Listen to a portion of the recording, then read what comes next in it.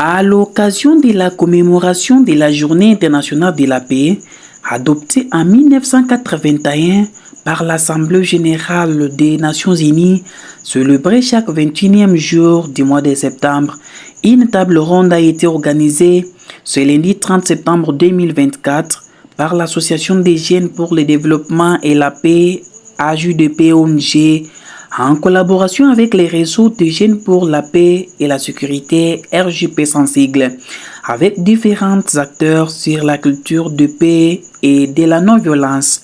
D'après David Panomwamba, le coordinateur de l'Association des jeunes pour le développement et la paix, cette activité avait pour but d'aider les jeunes de cultiver la paix et la non-violence dans leur communauté et comment prévenir la paix dans nos milieux. David Panomwamba est sur Top Kananga TV. Qui est commémorée chaque 21e jour du mois de septembre de l'année.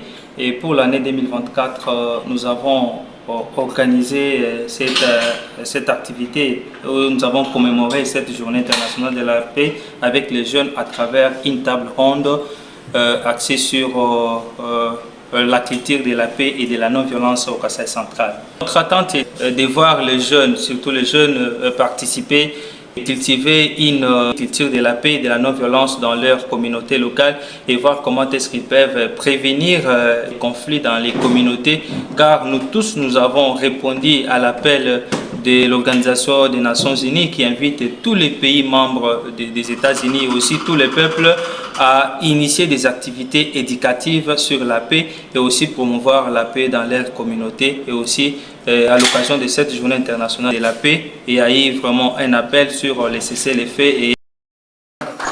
De son côté, Perlache Miteo, l'une des conférencières du jour, il était question pour elle, en tant que responsable de la page Média Congo Kasaï, d'expliquer le jeune, de savoir l'impact des réseaux sociaux dans la culture de paix et la non-violence dans nos milieux, et de savoir qu'est-ce qu'on peut publier dans les réseaux sociaux pour conserver la paix.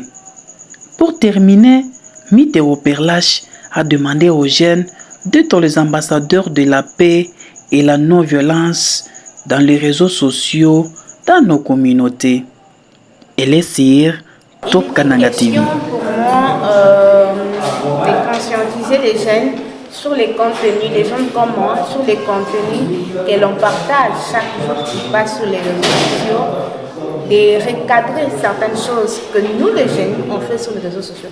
En fait, déjà l'apport de mon média dans cette lutte qui était d'abord une page Facebook dont j'avais demandé aux jeunes de suivre un exemple parce que j'ai commencé par avoir une page Facebook avant de basculer vers le média en ligne. C'est que mon média diffuse des informations vraies et vérifiées. Mon média il n'est pas dans le buzz.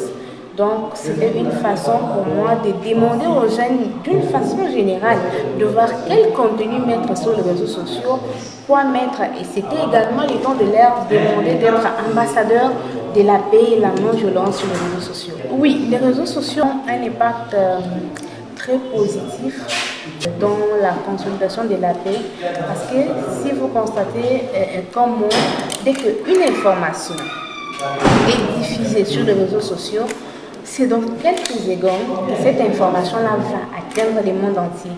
C'est dans quelques minutes que cette information-là va circuler partout au monde entier.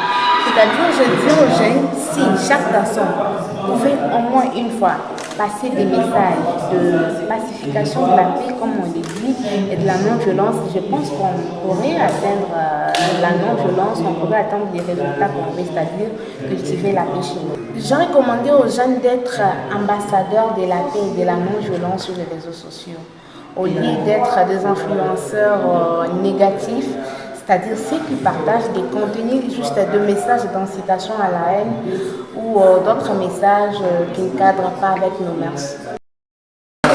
Merci beaucoup, merci. Merci beaucoup.